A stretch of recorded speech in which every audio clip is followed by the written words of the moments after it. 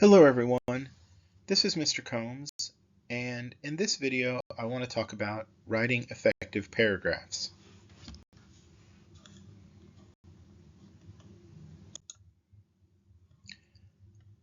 A paragraph is a series of sentences about one main idea or point.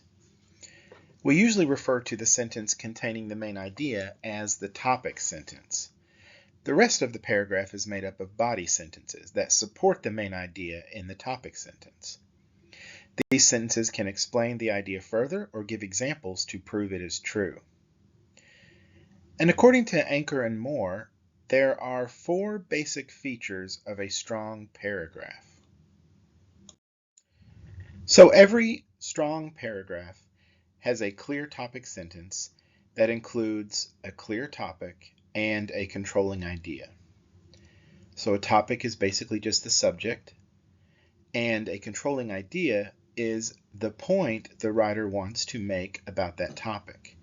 So every topic sentence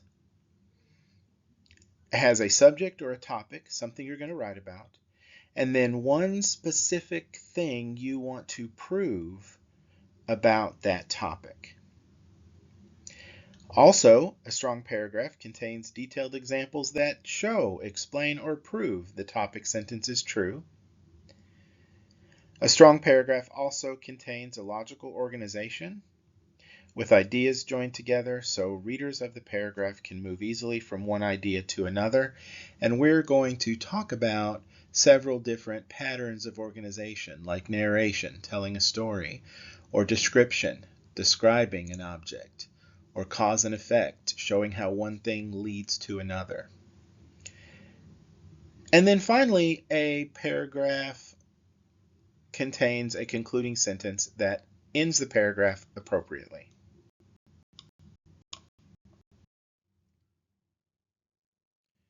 So, a strong paragraph begins with a strong, clear topic sentence. It's the first step into having a successful paragraph. And so let's talk about some things that a topic sentence should not be. So the topic sentence should not be an announcement of the topic. So I shouldn't say something like, I will talk about my Ford Fusion in this paragraph. Don't announce what you're going to do, just present your ideas. So that's not a good topic sentence, or not a strong topic sentence. However, something like this is. There are many reasons I'm glad I purchased a Ford Fusion. So the topic is the Ford Fusion, and the controlling idea here is I'm glad I purchased a Ford Fusion for these reasons. So topic is a Ford Fusion. Controlling idea is that I'm glad I purchased one. Here are the reasons why. So I would expect the paragraph to be about all of the reasons why I feel like the purchase of a Ford Fusion was a good one. So this is a pretty good topic sentence. The topic sentence should also not be too broad. So I shouldn't say something like, many people have problems with their cars. It's not a good topic sentence because it's too broad. There are many, many people out there. There are many, many cars, and there are many, many problems that could occur with a car. So this is just way too broad. I need something a little more specific. For example, I could say, I hate my Ford Focus because of the many issues I've had with it. So Ford Focus is the topic, and I hate it because of the issues I've had with it is the controlling idea. And I would expect the paragraph to be about all of the things the writer has found that are issues with the Focus, all the things that have gone wrong. But on the other hand, a topic sentence should not be too narrow. So it shouldn't just be a statement of fact. It should be something that you can prove. It should be broad enough, not too broad, but broad enough that you can actually develop a paragraph from that. So Jose started college this semester, after being away from school for 20 years. That's just sort of a statement of what Jose did. It's not really anything I can elaborate on. So I would not use that very narrow sentence as a topic sentence. Oh, and I forgot to give a check mark to the one that is not too broad. So there it is. All right, so do not use a very narrow topic sentence. A better one might be something like, Jose doesn't let fear get in the way of his ambitions. So Jose's fear is the topic, and he doesn't let it get in the way of his ambitions. He overcomes it to reach his goals would be the controlling idea. So this is a better topic sentence. And one note I want to make here is that often a more narrow statement works better as a support for the main idea. So I could start out my paragraph by saying Jose doesn't let fear get in the way of his ambitions, and then I can use that more narrow statement as support for that. So one way that I can prove that he doesn't let fear get in the way of his ambitions is I could say, well, I could say he started college this semester after being away from school for 20 years. Many people might be intimidated by that, but not Jose. And then also, a topic sentence should not focus on more than one topic. So I shouldn't say something like, daily exercise can help the mind stay alert, and healthy eating aids weight loss, That's two different things. So I'm saying two different things in that paragraph. I'm talking about exercise and healthy eating.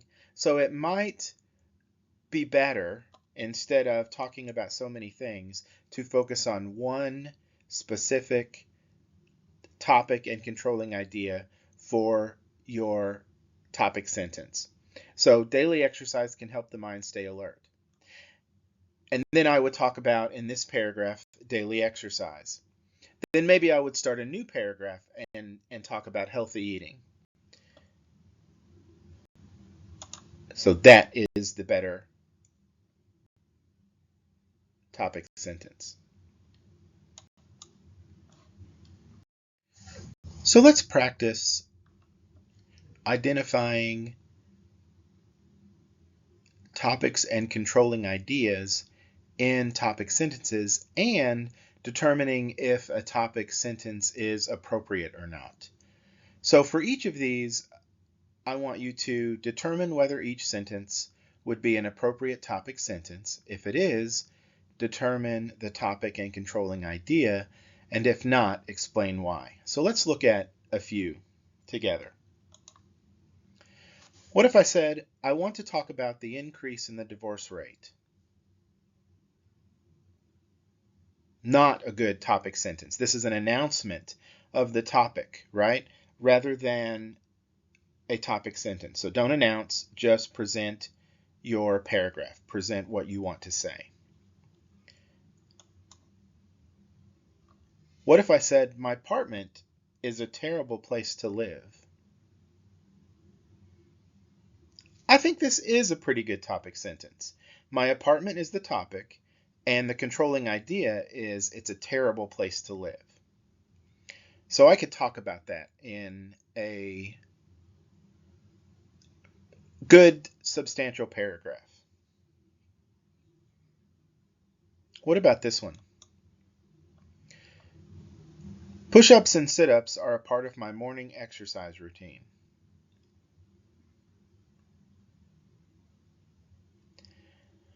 I actually think this one is too narrow because there's not really much more I can say to develop this paragraph.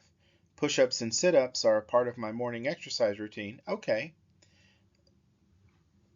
There's not much else I can say, like I said before. So I think this is probably too narrow. So not a good topic sentence, not an appropriate topic sentence. What about video games take mental skill and they are coming down in price?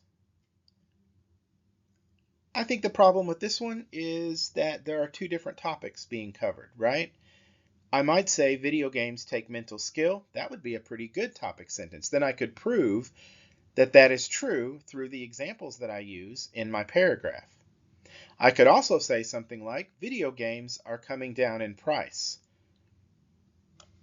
That's a little more narrow, but I think that might work as well. But together in the same topic sentence, two different topics, so this is not an appropriate topic sentence. Let's look at another one. Sports are violent. I really think this is too broad.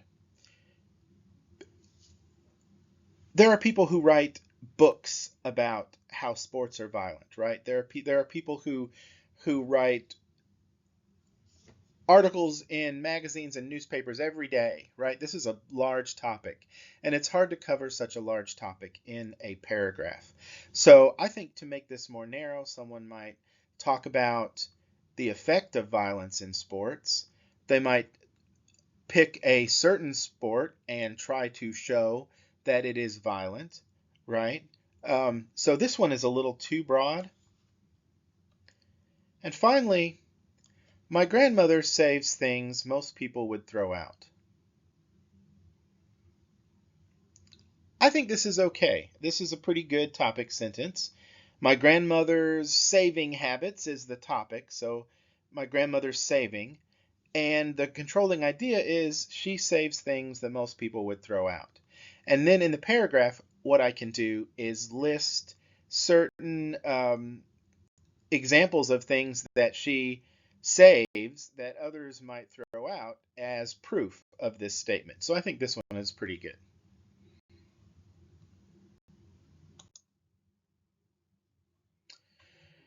So let's talk about the body sentences of a paragraph. The body sentences should all relate to and support the topic sentence. Anchor and Moore identify 4 basic characteristics of good supporting sentences. They say good supporting sentences should relate to the topic sentence. You must be careful not to include any information about your topic not relevant to the controlling idea from the topic sentence. Irrelevant information will weaken your support and may even confuse your readers. Also, the body sentences should tell your readers what they need to know to understand your point. They should use details to show, explain, and prove your main point. It is important to use enough strong, specific evidence to support your main idea, or your reader will not be convinced. They won't believe what you're trying to say. And they shouldn't just repeat the main point, but should further explain it. You've already made your point in the topic sentence. Now anything you add in the body sentences should further explain it or expand on that.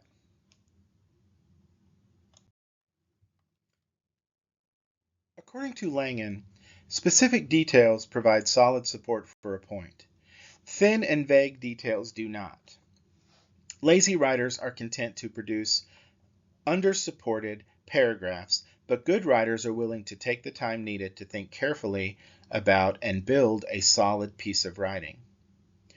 Remember that readers want to read about specific details. Anytime that you can be more specific, your writing will be more convincing to your reader and more engaging to the reader.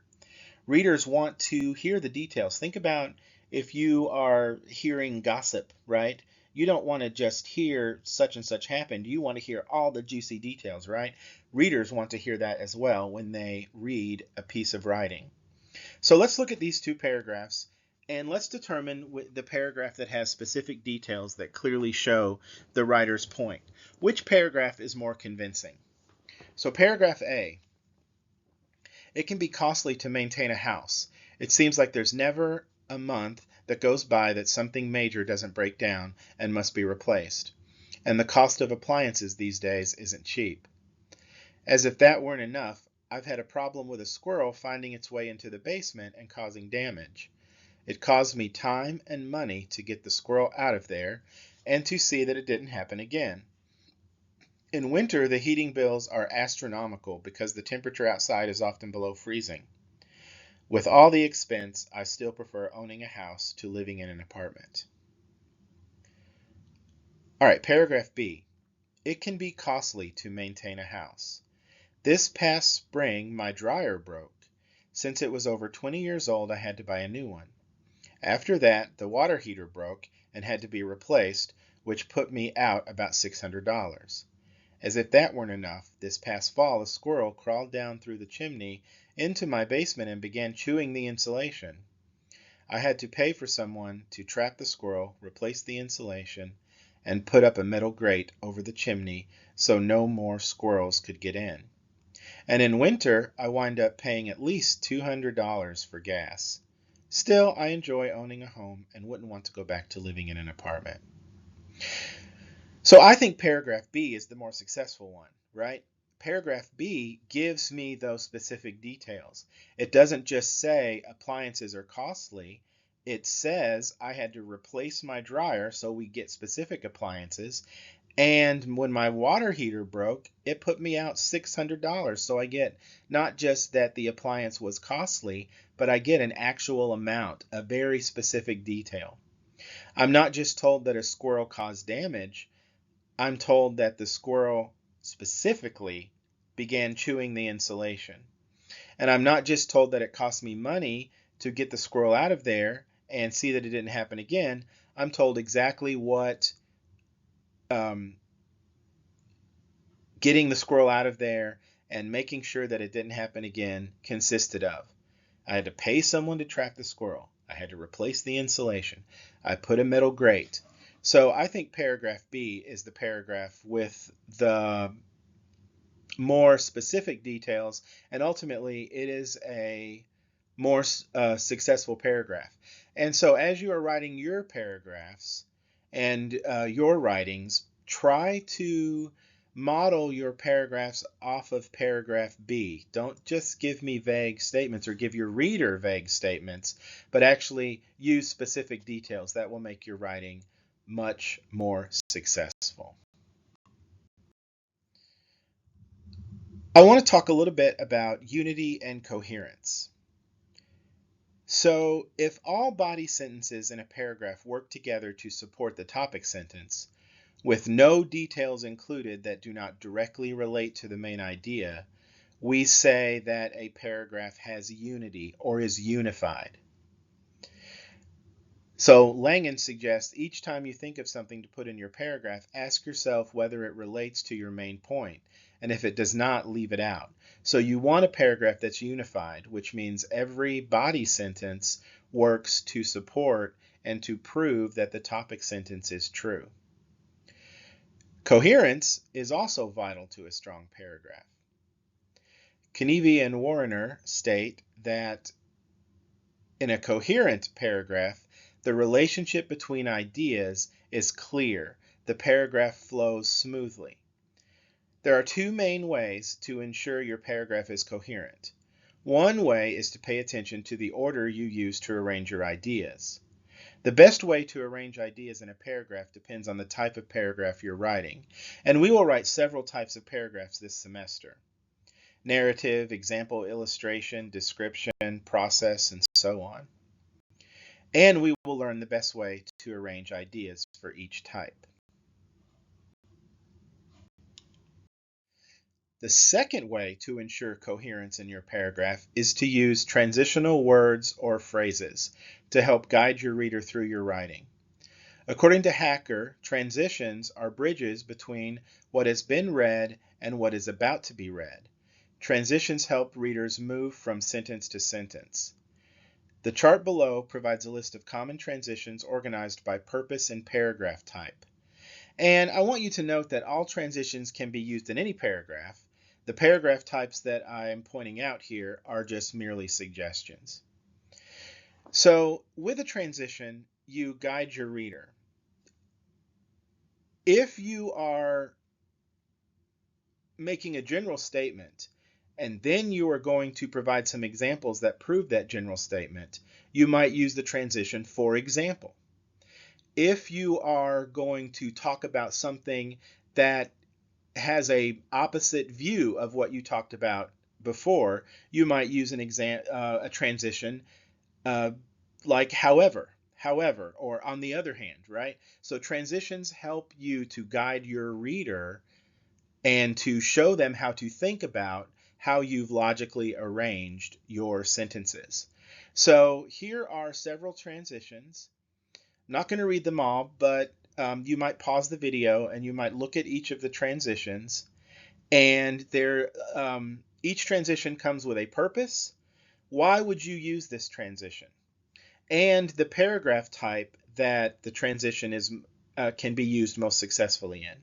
So you might use the transition also, or another, or similarly, or furthermore, or addition to introduce additional points. And those might be best used in paragraphs where you're comparing or contrasting, classifying something, or defining something.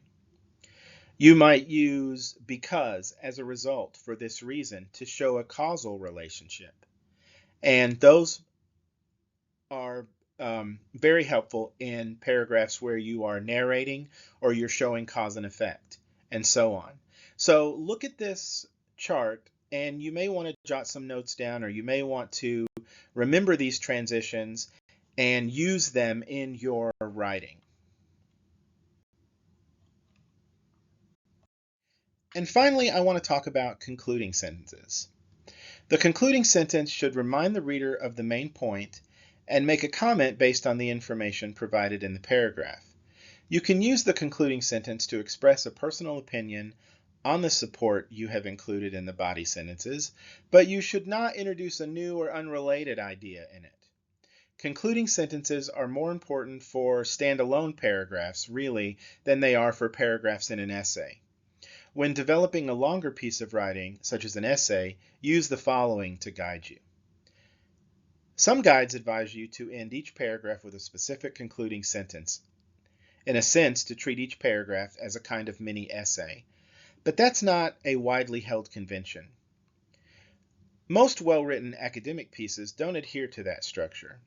The last sentence of the paragraph should certainly be in your own words, as in not a quote, but as long as the paragraph succeeds in carrying out the task it has been assigned by its topic sentence, you don't need to worry about whether that last sentence has an air of conclusiveness. You'll save that for your concluding paragraph in an essay.